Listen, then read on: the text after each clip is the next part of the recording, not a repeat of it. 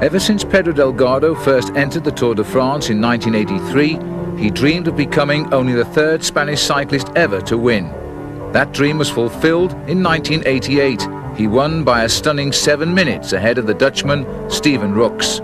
Everything seemed perfect for Delgado, but his dream turned into a nightmare when he was accused of taking dope. At the finish in Paris, he declared his innocence and said he would take his revenge in 1989.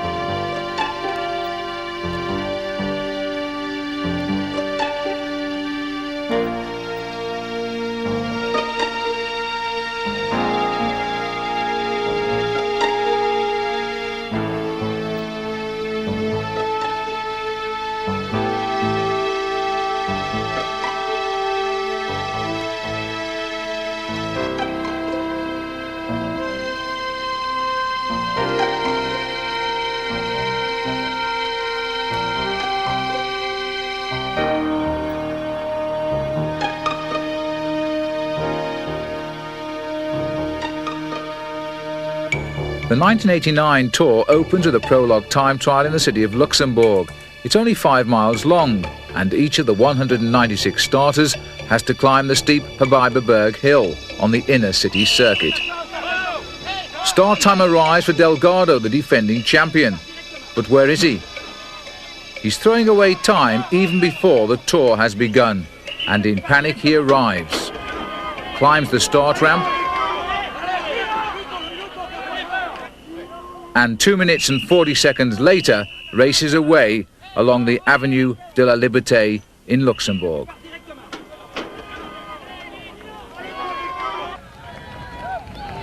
With the adrenaline pumping through his body, Delgado is racing fast, and he makes nothing of the hill's difficult 10% grade. Ahead of him, Greg LeMond is also moving well. The 1986 winner is returning to top form.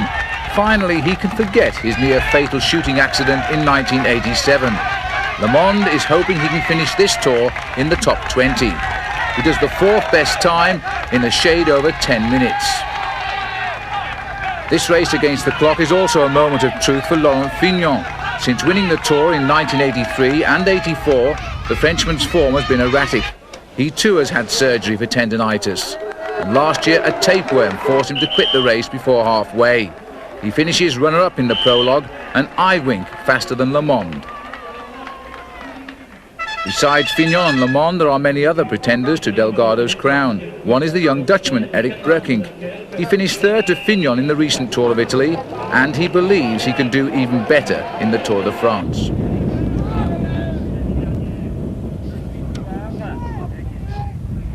In his steady, power-packed style, Breukink is riding faster than anyone in this prologue.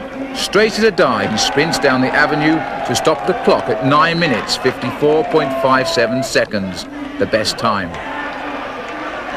Meanwhile, Delgado is racing as hard as he knows to make up time. He's still not aware of his actual loss, but after he finishes with a time of 10 minutes and 8 seconds, the judges will add on a 2 minutes 40 seconds late start. And this puts him dead last in the standings, almost 3 minutes behind the first yellow jersey of the race, Eric Breukink. The opening road race next morning makes a scenic loop of the Moselle Valley before returning to the start point in Luxembourg City. The 84-mile stage doesn't produce much action, except for an early attack by two riders. The two riders are Cássio da Silva of Portugal and Søren Lilholt of Denmark, both of whom have families in Luxembourg. Lilholt manages to stay with da Silva until the final climb into the city, where the Portuguese finally leaves him.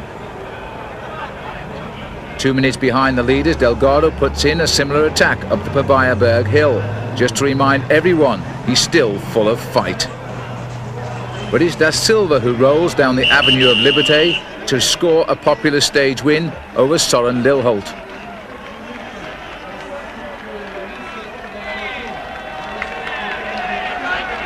And with his 2-minute advantage, Da Silva also takes over the race lead. Later that day, there's another race against the clock, a team time trial. Fignon directs his Super U squad on their aerodynamic bikes to the best time, 53 minutes and 48 seconds for the 28.5 miles. But Delgado is in trouble again. He can't even keep up with his Reynolds teammates. They have to wait for him and consequently record the slowest time, 4 minutes 41 seconds behind the winner. Unbelievable but true. This is the ADR team of Le Monde, however. They're racing faster than expected. Le Monde, number 141, receives great support from his Dutch and Belgium teammates. The team comes in 5th. The PDM team contains 4 of the other race favourites, Dutchman Steven Rux and Gert-Jan Teunissen, Mexican Raul Alcala and the Irishman Sean Kelly. They take 4th place. For the Tour's 2-day presence in this beautiful city, the Luxembourgers paid the organisers $1.3 million. And now the race is heading for Belgium on a twisting course through the hilly Ardennes to the motor racing circuit at Spa. Squeezing between medieval houses, the pack climbs the steepest hill of the day at Viandon, 30 miles into the stage. But with 120 miles to go, the riders stay together. At noon, the race finally leaves Luxembourg. It was in these windswept parts that Patton's army defeated the Nazis in the Battle of the Bulge. But today's battling cyclists only seek shelter from the wind, not bullets, as they race towards Spa. First down the hill into Spa's racetrack is Alcala of the PDM team. He's broken away from a break of 6 that developed 16 miles earlier. And with his teammates controlling the pace of the main pack, Alcala joyously becomes the first Mexican ever to win a stage of the Tour de France.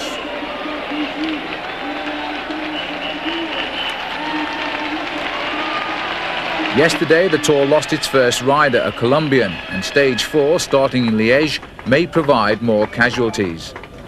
Delgado, who's already lost 7 minutes, is worried he'll lose even more time on the rough cobblestone roads that await him near the end of this marathon stage. Rattling over cobblestones at speeds of 30 miles an hour is an acrobatic exercise. Some riders fall and need wheels replaced by helpers from their team cars. The dust gets into the riders' lungs as well. But still the speed of the race is relentless. The battle intensifies near the end. Even yellow jersey Da Silva is up there. But another rider breaks clear. It's Jelle Nijdam, a Dutchman who's known for his finishing speed, and he gets the stage victory to add to the one he won in nearby Liévin a year ago. Dane Jens Veggerby, he lost 12 minutes. Da Silva receives another yellow jersey. But he'll almost certainly lose the lead on Stage 5, an individual time trial in the west of France. Delgado prepares for this race of truth. His special time trial bike has aerodynamic disc wheels and high gears. The Spaniard starts in the calm sunny morning, perfect conditions for a time trial.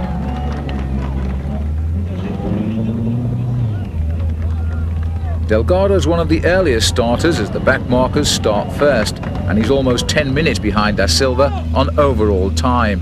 The race leaders include Fignon and Le Monde, and they won't start for another 4 hours yet. Delgado's disc wheels slice through the still air. He puts every ounce of strength into going quickly.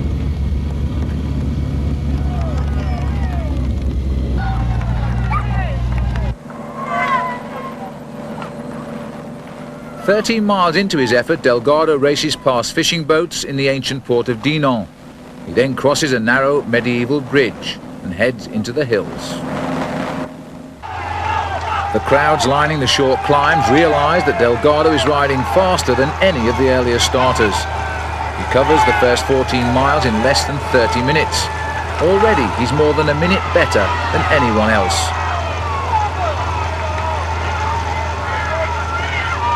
The finish is in Rennes, the capital of the Brittany region, and the sun is still shining as Delgado races into town just after midday. He's blasted through the second part of this time trial at almost 30 miles an hour. His time is 1 hour, 38 minutes, 36 seconds, the best time by 4 minutes. 2 hours after Delgado finished, a rainstorm blows in. The PDM team's Sean Kelly suffers in the worsening conditions, and he will lose 5 minutes to Delgado. Everyone now focuses on French favourite Fignon. His fans expect him to take over the race leadership today. Despite the rain and the strengthening wind, Fignon has chosen to use 2 disc wheels, which makes a bike hard to control in the crosswind. Fignon detests the rain as it fogs up his glasses, yet he still rides with power. Even so, at the 30-mile time check, he's 90 seconds slower than Delgado. Fignon continues fighting hard. He has weathered the worst of the storm. He's picking up time, and he crosses the finish line in a time of 1 hour, 39 minutes and 8 seconds. 32 seconds back of Delgado. Preparing for his vital test, Le Monde has a secret weapon, a set of aerodynamic handlebars, never before used in the Tour de France. He's feeling strong and determined as he prepares to leave the start ramp at Dinard.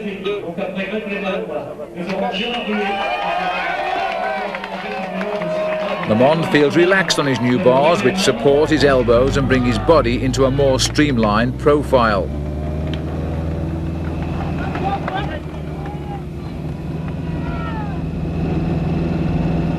By halfway, Le Monde has caught and passed the rider, prologue winner Breukink. Le Monde is already 100 yards ahead of the Dutchman. For the first time in 3 years, Le Monde is operating at full power. His wheels are turning like a locomotive's. Even so, over the final 14 miles, he has to make up 64 seconds on Delgado. He gets back into the tuck position for the final sprint. The American causes a sensation. He has won the stage and the yellow jersey. On the next stage to Futuroscope, Le Monde has new responsibilities. His ADR team now must ride with him at the head of the pack, maintaining a strong tempo to discourage breakaways. And when the pace eases, it's the Frenchman Joel Pellier who makes a solo break, even though there's more than 100 miles to go. It's the ADR team who have to start the chase. And amongst the fallers, Frenchman Ronan Pensek on the right, who will lose 10 minutes. Even the yellow jersey is active in the later attacks behind Pellier, but despite a sudden storm before the finish, Pellier, who was 10 minutes behind Le Monde overnight, wins the stage by a minute, as the rain beats down on the geometric buildings of the Futuroscope theme park. Le Monde and his men have another rough day in front of them on stage 7, 160 miles to Bordeaux. It's not a pleasant prospect to set out in heavy rain knowing there's 7 hours of riding in front of you. But the miserable conditions don't deter 13 riders from attacking. There's a fierce chase and another crash. Kelly has fallen with teammate Raul Alcala. The Mexican has cracked a rib, but he will catch up with the pack again. There are many attacks, but the Belgian Etienne de Wilde is the winner at Bordeaux. The hilly 8th stage takes place in the Armagnac wine area, starting outside a famed chapel, Our Lady of the Cyclists, which is celebrating its 30th anniversary. Fignon and race leader Le Monde briefly share the podium with the chapel's priest. After receiving his blessing, the pack pedals away through the vineyards. After 40 miles, a breakaway group of 4 moves ahead. They work hard together and just stay clear of the pack until Pau, where Irishman Martin Early, a teammate of Kelly, phlegmatically wins the stage from French champion Eric Caritou and Michael Wilson of Australia. There's no change in the overall positions, and Le Monde will wear the yellow jersey into the next day's much-awaited mountain stage. There are 3 mountain passes to climb: the 3,400-foot Marie Blanc, 5,600 feet Aubisque, and the final haul to the 4,300 feet Cam Basque. Smaller chain wheels and sprockets are fitted to the riders' bikes. They'll need lower gears to tackle the steep gradients that lie ahead.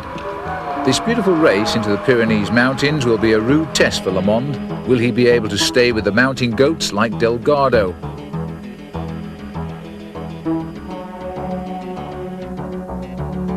In the early stages, the Americans on the 7-11 team set the pace. They're hoping for a good performance today from their leader Andy Hampston, but their presence also gives moral support for Le Monde.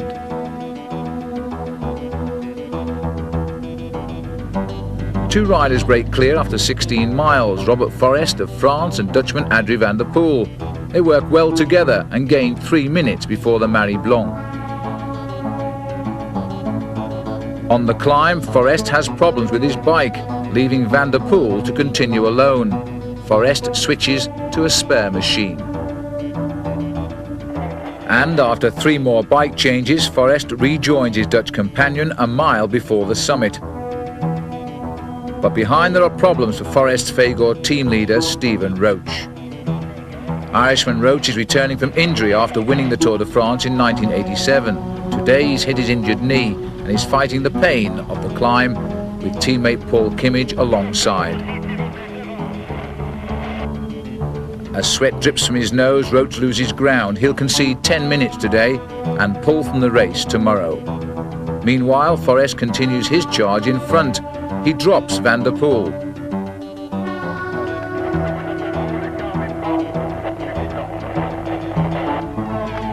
And then races towards the summit alone in front of an enormous crowd.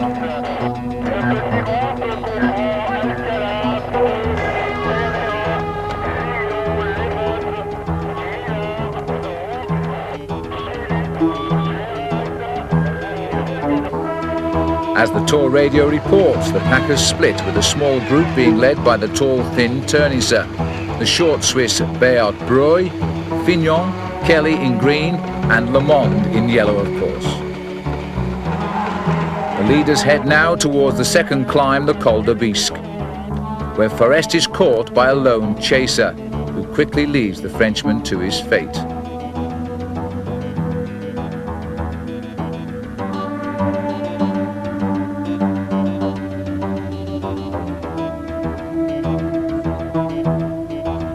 And the man now in the lead, it's the Spaniard Miguel Indurain, a rising star of Spanish cycling and a devoted team lieutenant for Delgado.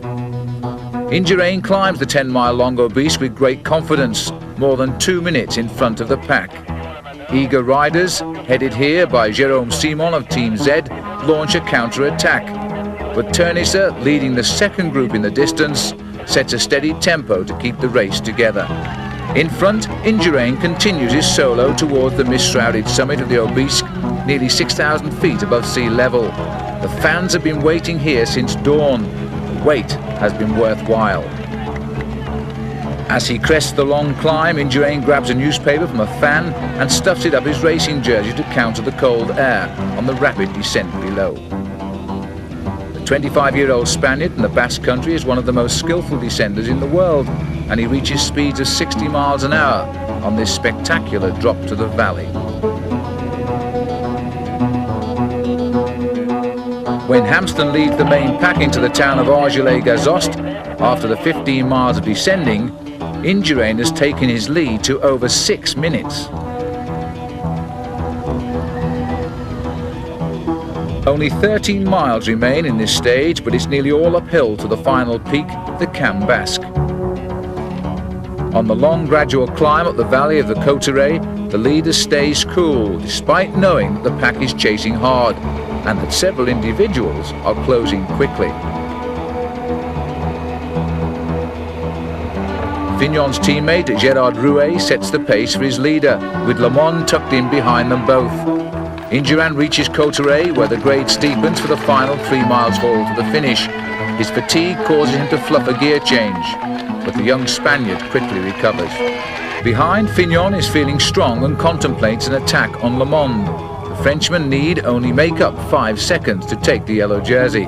Also in the group are Hampsten of 7-Eleven, Rooks and Kelly of PDM, and in sunglasses, the Canadian hope Steve Bauer. But Fignon is beaten to the punch by Delgado. The defending champion has finally reached his beloved mountains and sprints away. The others can't follow, but Le Monde is very pleased to still be in the company of Fignon, Rooks and the other top climbers. He is passing his first mounting test with great distinction. And so is Delgado, who's showing his Spanish fans the same aggressive style he showed a year ago.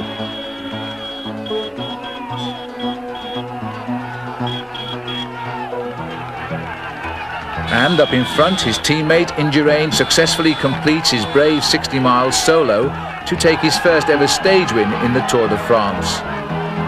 And 90 seconds later, Delgado comes charging over the crest of the Cambasque hill, knowing that he's finally starting to eat away at his huge deficit. But after he crosses the line, only 26 seconds tick by before the surprising Kelly leads home the group with Fignon and Le Monde. The American's yellow jersey survives another day. The race remained in the Pyrenees on stage 10, 4 giant mountain climbs, including the Col de Tourmalet at 7,000 feet and ending with 6,000 feet up the Super Bagnères climb above Luchon. With an afternoon start in Courtrai, the sun is already at its hottest. The heat will make the climb seem even tougher. The pack rolls gently out of town. Before one of the gendarmes holds aloft a French tricolour to give the official race start. Everyone is nervous, especially the drivers of the team's technical support cars who seek their correct spot in the following caravan. Soon the pack settles into a steady rhythm, riding through deep gorges and past fields where the hay is being harvested.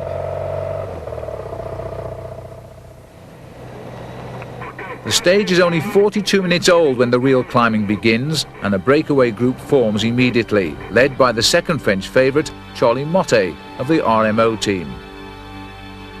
In the break also with Motte is the red-shirted Swiss champion Pascal Richard and the Scottish climber Robert Miller. Delgado's Reynolds team controls the pack to limit the advantage of the escape. Where the ponytailed Miller takes charge too. He was crowned King of the Mountains in the 1984 Tour de France, and his relentless style soon has Richard struggling.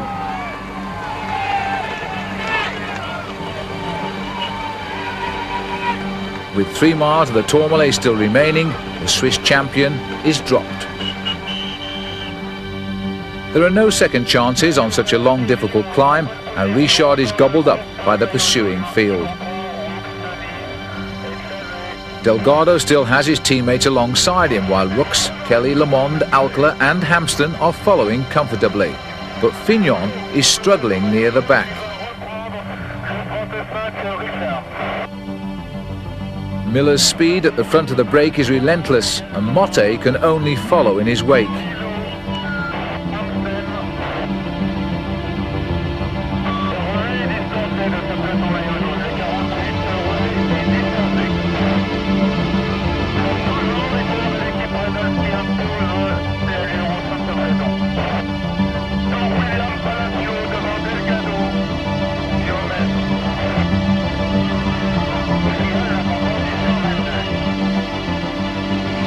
The chase is also strong and relentless, with Delgado's blonde-haired teammate, Julien Jarospe, doing the bulk of the work.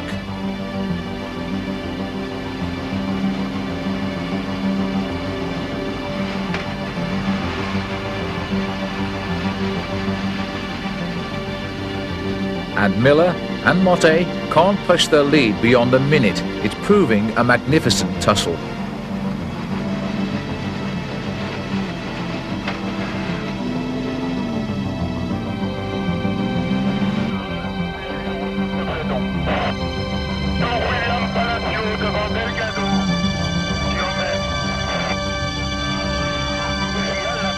Delgado, Rux, Ternisse and Le Monde are proving the strongest of the race favourites.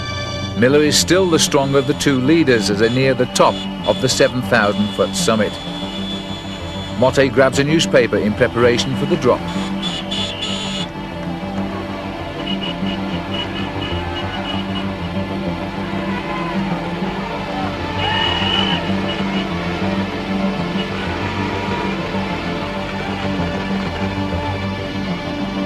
With 2 of the race's most dangerous men up front, the pursuit behind is relentless.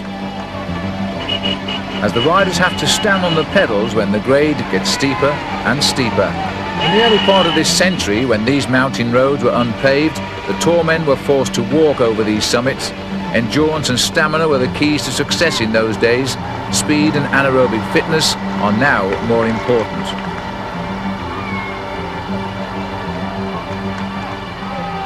And today it's Miller who's proving the fittest.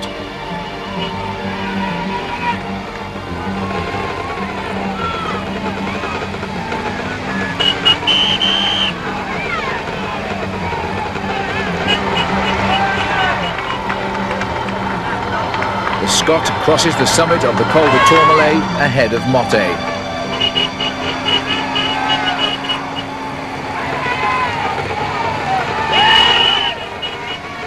Half a minute behind, another ex-king of the mountains, Lucho Herrera of Colombia, bursts from the group, and Ternisser goes with him.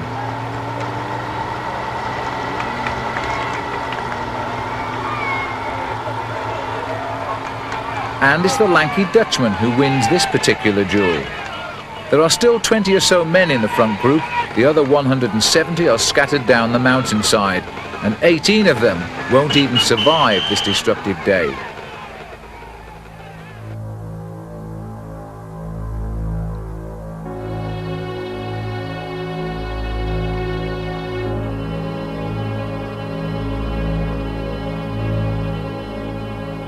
Seeking to gain every precious second, Miller crouches like a downhill skier as he zooms down the Col de Tourmalet with Motte.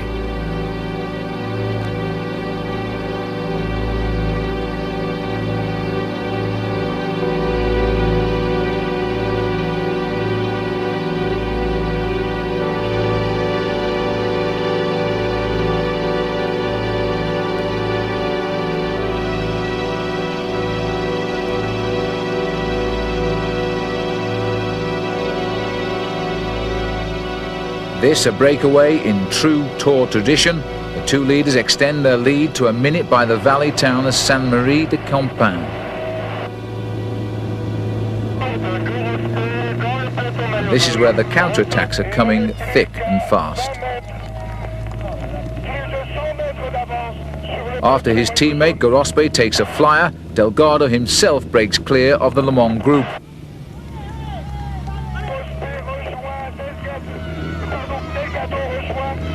It's a conceived plan, and quickly he joins his fellow Spaniard.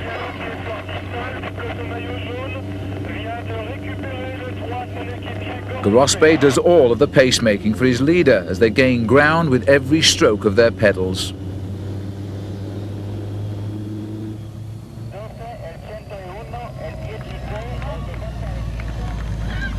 But Le Monde is coming in pursuit, but not even Rooks will help the American chase after Delgado.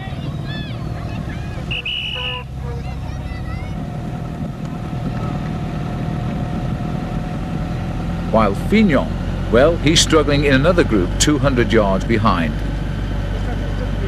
They eventually close the gap, but only after a hard struggle. And when the two groups merge, the pace slows dramatically. It looks as though Delgado's escape is proving successful.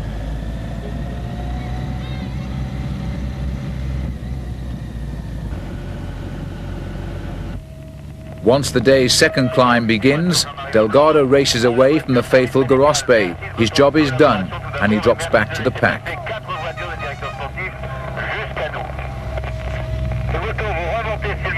Launched so well into the lead, Delgado soon bridges the gap up to the two breakaways.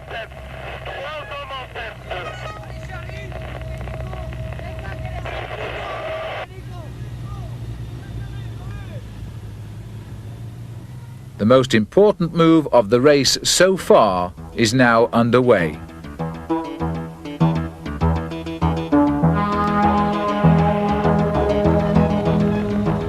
The most dangerous move too, to depose Greg LeMond as leader of the Tour.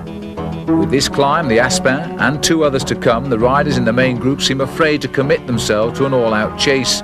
Rooks sets a steady tempo, but the teammates of Motte, Miller and Delgado try now to disrupt the efforts. Their tactics work. The pace slows and many riders who are dropped on the Tourmalet are back in the group. But there's no slackening of the pace in the front. Delgado, Motte and the remarkable Miller are focused on the finish, still 40 miles away. They cross the Aspin summit.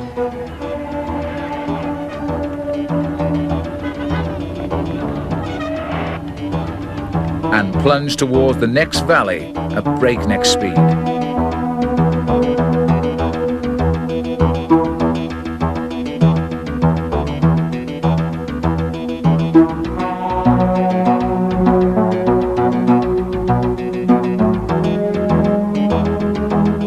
Back on the mountain, the crowds wait more than 2 minutes before the Le Mans group comes into sight.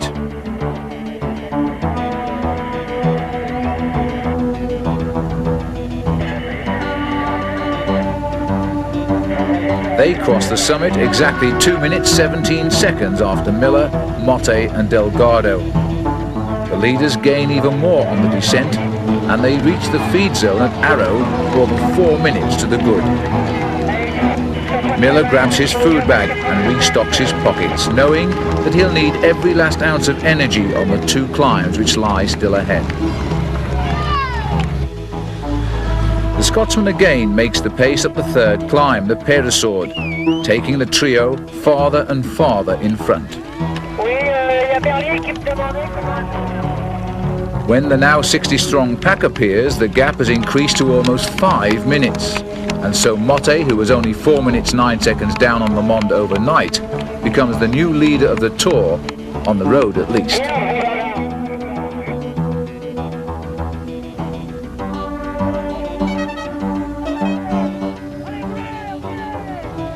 It's no wonder the French fans are happy, and they shout encouragement to Motte as the leaders approach the Peresord summit.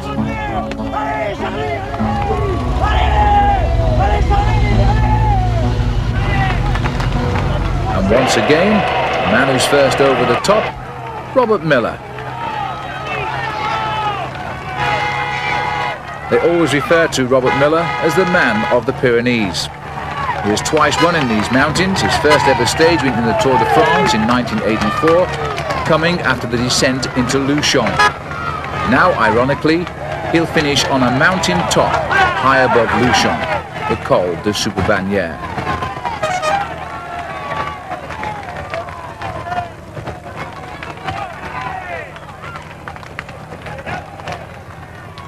These 3 riders were creating the most damage since the Tour de France started in the city of Luxembourg.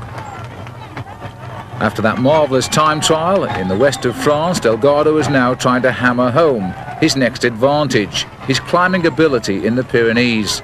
He was doing it in front of a mainly Spanish crowd down on the borders in the far south of France. While Rux and Ternisse sprint from the pack to gain more King of the Mountains points ahead of yesterday's hero, Miguel Indurain. As the break passes through the streets of Luchon, the leaders drop now to 4 minutes.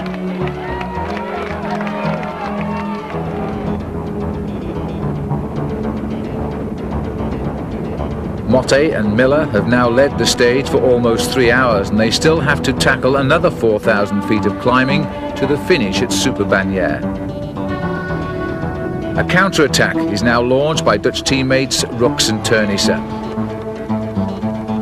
They quickly pull away, causing Fignon in the lead here to take up the chase ahead of the Americans Hampston and Lemond. Also in this group are the Mexican Alcala, the Spaniards Marino Lajarreta and Alvaro Pino, Gianna Bugno of Italy, and the French champion Eric Caritou. Every man is now digging into his physical reserves.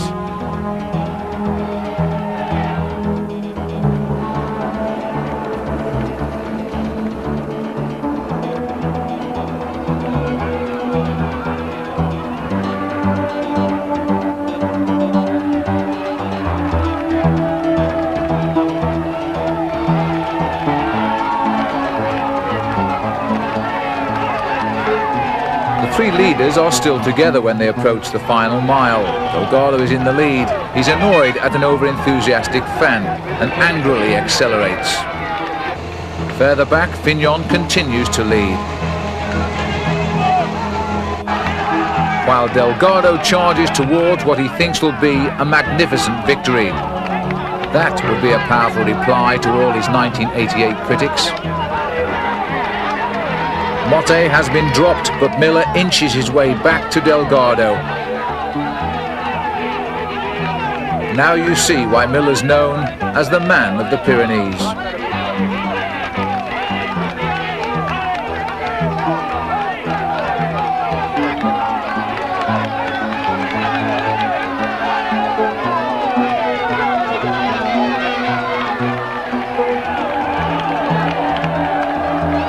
Still more than 3 minutes behind, Fignon continues to push the pace at the front of the next group.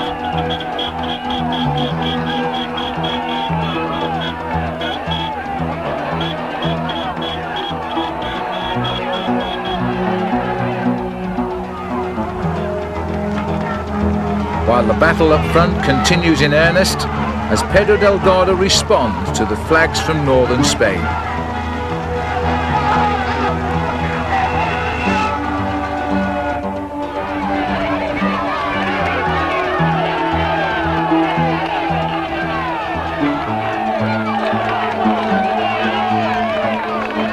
Finally, the finish is in sight. Delgado and Miller both start the sprint.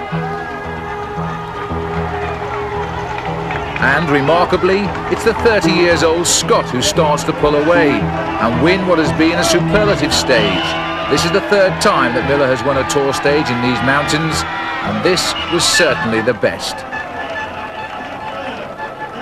Motte comes in 19 seconds behind, and he will move into third place overall. Back in the group, the battle for the yellow jersey is at its height. Fignon, lurking at the back, suddenly surges past the other four men.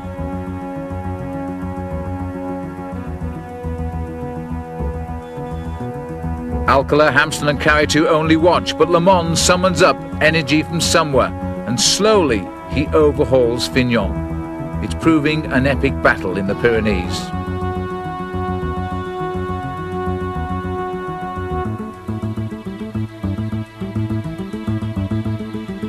Le Mans catches his prey, but he seems to be struggling. Overnight, these two riders are separated by just 5 seconds. It is still possible for Laurent Fignon to take the leader's yellow jersey away from the American Greg LeMond. Fignon continues keeping the pressure on.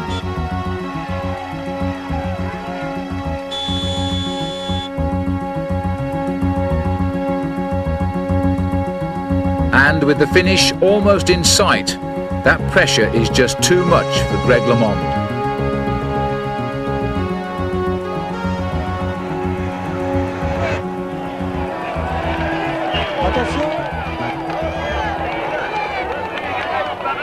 LeMond is joined by Andy Hampsten and Raul Alcala.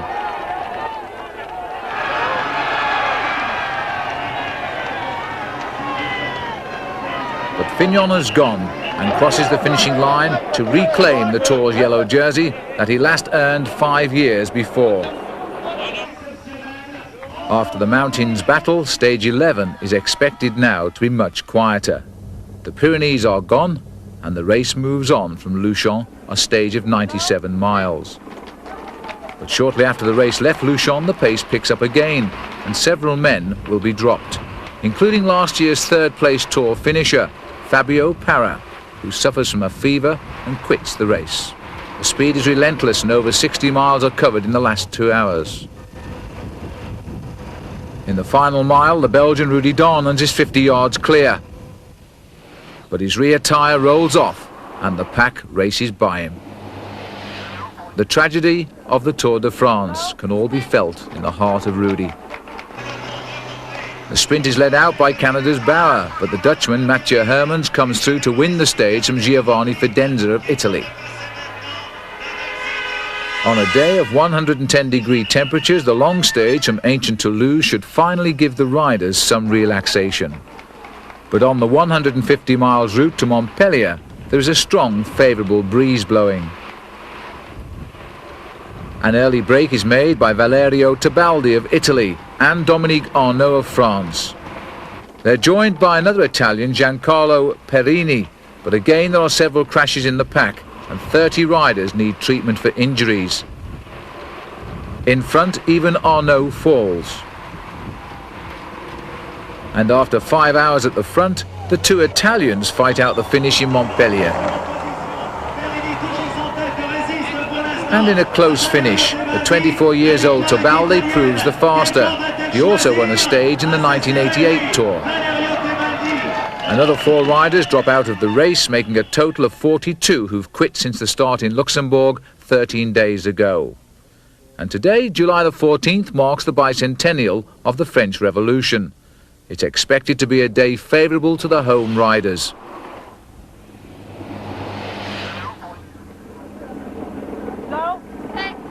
After 45 miles, the race crosses the River Rhône. But the pace itself doesn't pick up until the pack starts to head south. The strong wind is now at their backs.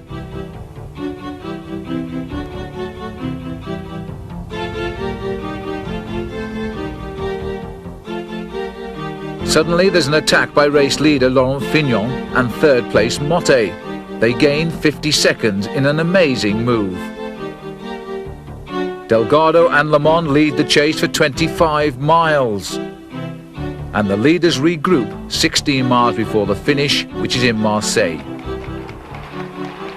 But in warm, sunny conditions, the pace is always hot as well.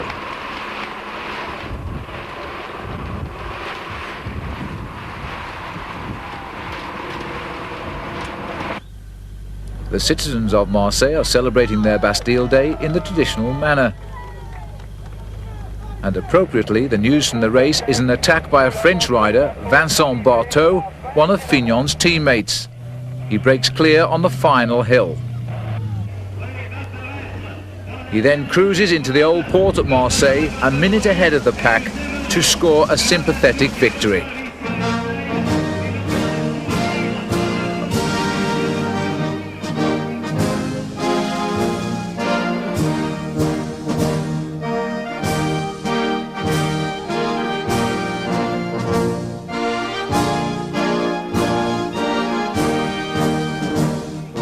Barteau's stage win enlivens the bicentennial celebrations, which continue long into the night.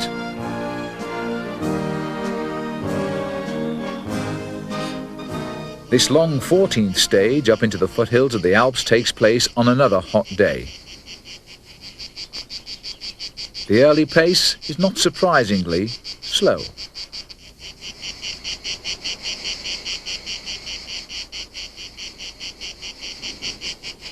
And a break by former mountain king Carrera with Frenchmen Marc Madiot and Jérôme Simon is allowed to gain 6 minutes.